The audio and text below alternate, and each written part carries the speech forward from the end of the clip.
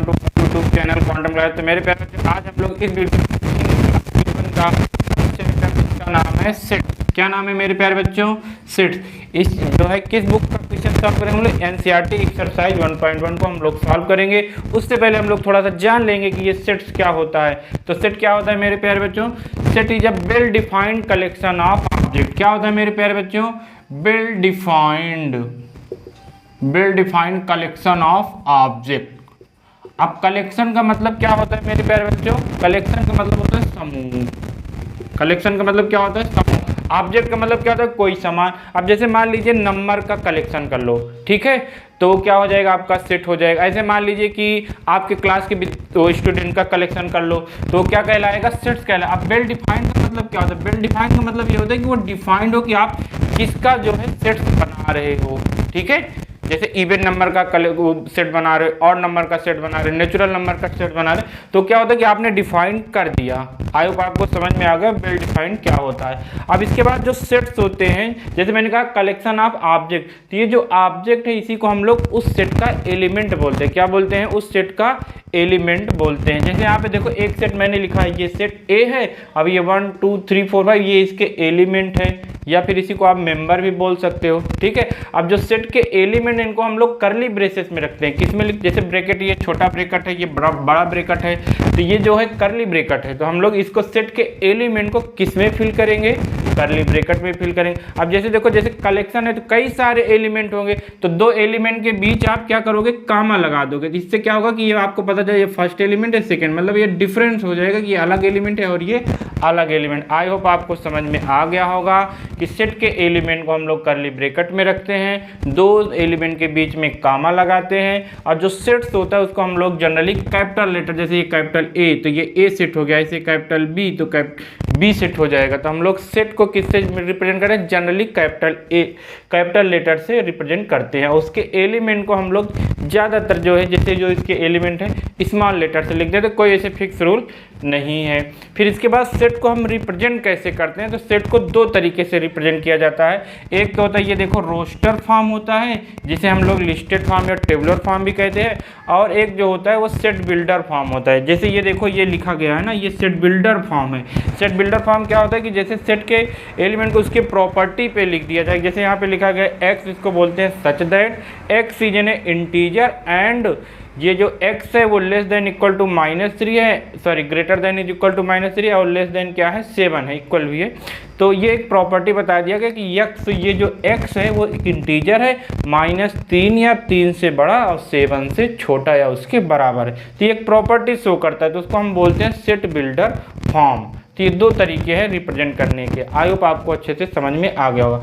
अब देखो जो फर्स्ट, अब सुनिए, जैसे सेट में मैंने कहा कि collection of object of defined. अब जैसे मान लीजिए कि आपको कोई कह रहा है कि जब आपको आ जाए, जैसे आपको वर्ड दिखे मोस्ट टैलेंटेड या फिर ब्यूटीफुल या फिर हेड, ठीक है, ये सब वर्ड आपको आ जाए, समझ जाना कि वो सब सेट नहीं है, ठीक है। क्योंकि जैसे मान लीजिए कि ऐसे क्वेश्चन आ जाए कि मोस्ट टैलेंटेड, अब कोई पर्सन को ये टैलेंटेड लगते हैं, कोई पर्सन को दूसरा टैलेंटेड लगता है, इसीलिए क्या होता है ये सब जो है सेट नहीं है। तो जब भी आपको टैलेंटेड, ब्यूटी, हेट, लव, ये टॉल, ये सब अगर वर्ड आ जाए तो समझ जाना वो सेट नहीं है। तो एनसीईआरटी का जैसे मैंने क्वेश्चन नंबर यहाँ पे 2 लिखा है, तो क्वेश्चन नंबर 1 में यही है कि आपको बताना कौन सा सेट है कौन सा नहीं है। तो जैसे पहले क्वेश्चन में है उसमें मंथ का दिया है, तो आपको जानते हो जो ईयर में 12 मंथ होते हैं, तो कह रहे हैं कि जो जे से स्टार्ट है, तो जे से जितने, जैसे जनवरी हो गया, जून हो गया, जुलाई हो गया, तो वो सब सेट्स होंगे।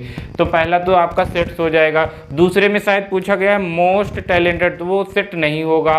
फिर ऐसे आप कर लोगे कि कौन सा सेट है कौन सा नहीं। जैसे इवन नंबर का, तो वो सेट हो जाएगा क्योंकि वो बता रहे हैं इवन नंबर का, तो पहला क्वेश्चन आप लोग कर लेंगे। दूसरे में देखो क्या कह रहे हैं ये ए कोई सेट है, फिर कह रहे हैं इंसर्ट द एप्रोप्रिएट सिंबल।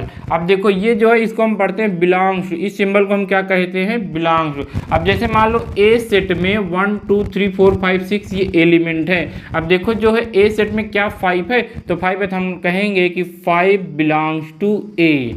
अब इस सिंबल का मतलब आपको समझ है, इसको रीड करते हैं बिलोंग्स टू। अब इसका मतलब क्या है कि ये जो 5 एलिमेंट है ए में बिलोंग कर रहा है, जब है तो। जैसे देखो 8 इसमें नहीं है तो हम कहेंगे 8 does not belongs to A. I hope अब आपको समझ में आ गया होगा कि इसमें आपको ये वाला सिंबल बनना है जिसको हम बोलते हैं बिलोंग्स टू, इसको डज नॉट बिलोंग्स टू। जैसे देखो 0, तो 0 इसमें नहीं है तो 0 क्या हो, ये क्या लिखोगे, डज नॉट बिलोंग्स टू। अब यहाँ पे 4 में आप भर लोगे, जल्दी से फिर कर दो 4 बिलोंग्स टू कि नॉट बिलोंग्स टू, तो यहाँ पे belongs to, 2 belongs to, 10 does not belongs to. ये दूसरा क्वेश्चन आपका सॉल्व हो गया। अब तीसरे में मैंने क्या कहा था, सेट को रिप्रेजेंट करने के दो तरीके, एक रोस्टर फॉर्म या इसी को टेबुलर फॉर्म बोलते हैं, दूसरा क्या है सेट बिल्डर। ये सेट बिल्डर फॉर्म में राइट किया गया है, अब इसको हमें टेबुलर फॉर्म में लिखना है। तो टेबुलर फॉर्म में लिखना है तो चलो जल्दी से लिख दो। जैसे कह रहे हैं x such that x is an integer. अब यक्स आपका इंटीजर है लेकिन कैसा है, -3 या इससे ग्रेटर। तो -3 से ग्रेटर -4 नहीं होता, फिर -2 होता है, -1 होता है, 0 होता है, 1 2 3 4 5 6। बताओ 7 लिया जाएगा, इक्वल लिखा गया है तो लिया जाएगा, अगर ये इक्वल नहीं होता तो नहीं लिया जाता। अभी इक्वल लगा दिया तो ये लिया जाएगा। ये आपका क्या हो गया मेरे प्यारे बच्चों, रोस्टर फॉर्म या टेबुलर फॉर्म। दूसरे में क्या करें, x is a natural number, x natural number है और लेस देन 6 है, तो नेचुरल नंबर 0 तो नहीं है, 1 से स्टार्ट होता है, तो 1 2 3 4 5 6 ये आपका उत्तर। लेस देन 6 इक्वल नहीं, इसलिए 6 नहीं आएगा। आई होप आपको अच्छे से समझ में आ गया, 5 तक क्यों जाना है। फिर इसके बाद थर्ड और फोर्थ क्वेश्चन में राइट करके आपको कराना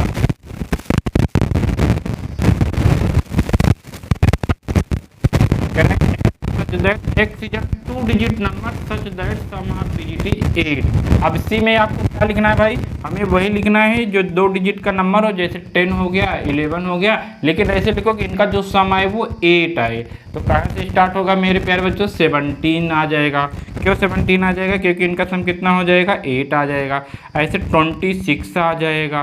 फिर उसके बाद कितना आ जाएगा मेरे प्यारे बच्चों, 35 आ जाएगा, 44 आ जाएगा, 53 आ जाएगा, 62 आ जाएगा, 71 आ जाएगा, 80 आ जाएगा। बस इसके बाद और कोई नहीं होगा। आई हो अब आप लोग समझ गए मेरे प्यारे बच्चों कि इसको कैसे करना है। डी में क्या करें, x is a prime number which divisor of 60।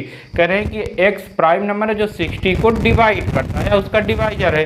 तो आप तो जानते हो 2 एक प्राइम नंबर है, तो 2 प्राइम नंबर है और 2 इसको डिवाइड भी करता है। 3 प्राइम नंबर है, इसको डिवाइड करता है। उसके बाद 5 प्राइम नंबर है, 4 तो नहीं 5 है, 5 इसको डिवाइड कर देगा। फिर उसके बाद 7 इसको डिवाइड नहीं कर पाएगा।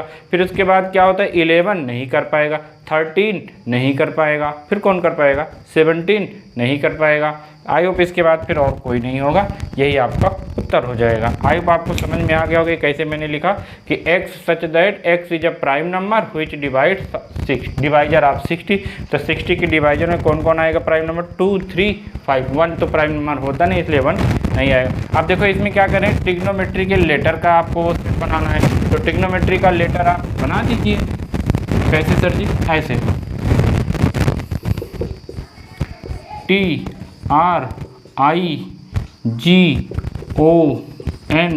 देखो ओ आ गया। अब सेट में क्या होता है, कोई भी एलिमेंट को हम लोग रिपीट नहीं करते, 2 बार लिखो या ना लिखो कोई मतलब नहीं है, एक ही माना जाता है। तो हम लोग क्या करेंगे, इसमें ओ को 2 बार राइट नहीं करेंगे, तो ओ को रिपीट नहीं करना है। एम के बाद ई के बाद टी आ चुका है, आर आ चुका है, फिर वाई आ जाएगा। ये हो गया ट्रिग्नोमेट्रिक लेटर का सेट हो गया। अच्छा, इसमें आर्डर का कोई महत्व नहीं होता, आप चाहे टी को पहले लिखो या टी को बाद में, दोनों सेट बराबर होंगे। अभी हम लोग इक्वल सेट पढ़ेंगे तो अच्छे से सीख लेंगे उसमें भी। लेकिन आप याद किए रहो कि चाहे टी को यहाँ लिखो या जी को यहाँ लिखो, आर्डर का कोई महत्व नहीं होता। और कोई भी एलिमेंट को हमें 2 बार या 2 से अधिक बार लिखने की ज़रूरत नहीं है। फिर उसके बाद ये थर्ड हो गया। अब जो लास्ट एक क्वेश्चन है उसमें बेटर का दिया गया, तो बेटर का आप बना लेंगे। अब हम लोग आ जाते हैं क्वेश्चन नंबर 4 पे। कहाँ पे आएंगे मेरे प्यारे बच्चों, क्वेश्चन नंबर 4 पे आ जाएंगे।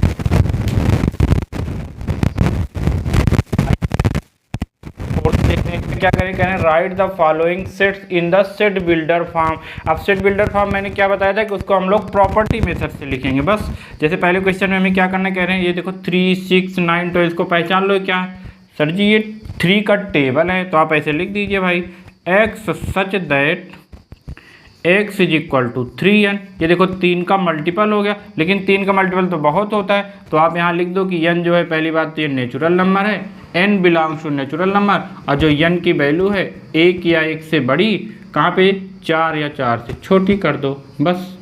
यहाँ पे अगर ऐसे करके यहाँ 5 लिख दो, ये तब भी ये भी सही है, और उसके बाद आप ऐसे लिख रहे हो तो ये भी सही है। तो उसके बाद दूसरा देखो 2 4 8 16 और 32। अभी कोई कहते इवन नंबर है लेकिन 6 तो इसमें आया नहीं, फिर ये क्या है, जैसे आप पढ़ते नहीं बचपन में 2 2 जा 4 2 जा 8 2 जा 16 ऐसे चल रहा है, तो यहाँ पे क्या हो जाएगा x such that x is equal to 2 की पावर में चल रहा है।